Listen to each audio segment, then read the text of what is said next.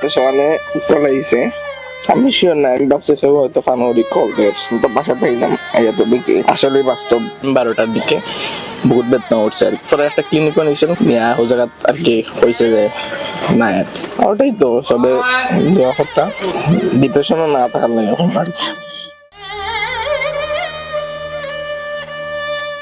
গত পরশু দিন রাত্রে মাত হয়েছে ভাই, হবে এইটা মালয়েশিয়াতে ভালো লাগার নাই সামথিং।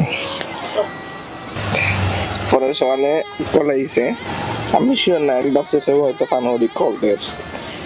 অনেক সময় ওয়েট করার পরে তার ছোট ভাই ধ্রুবর আমি অনেক কল দেওয়ার পরে ধ্রুব ধরছে না, দেন তার একটা ফ্রেন্ড আছে ফারারি, এটা কল দিলাম, তখন সে নিশ্চিত করছে আর কি।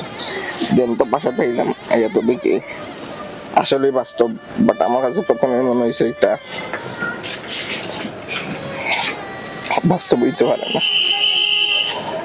1-1.5 মাস হয়েছে যাবার, সামনে ডিসেম্বর 2-3 তারিখ আবার দেশে আওয়ার কথা আসলো ছুটি তারিখে, মানে স্কুল কলেজ ভার্সিটি আর কি মানে অফ হইলো অনেক।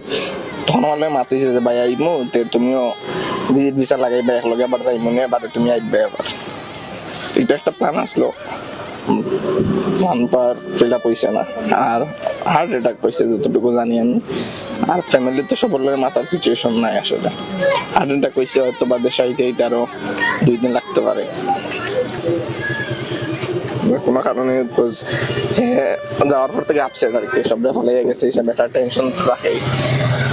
খালি আইতো ভাই ভালো লাগে না, ডাকতাম না এই সেই এই বিষয়ের মাঝে সবসময় তো না হাসি ফুর্তির ঘোরাঘুরি তাকে হঠাৎ করে গিয়ে আইনো ক্লাস করা লাগে লং টাইম, ক্লাস লেগে খাওয়ার ঠিক নাই, ঘুমার ঠিক নাই, সবকিছু মিলাই আসলে ও জায়গাত ভাই এখন আসেন যার মাধ্যমে দিক দিয়েছিল আর কি, ওনার সাথে যোগাযোগ হয়েছে। তো টাইম কইলা যে হঠাৎ করে তার রাত্রে হদেশের টাইম 12টার দিকে বহুত বেদনা উঠছে আর কি।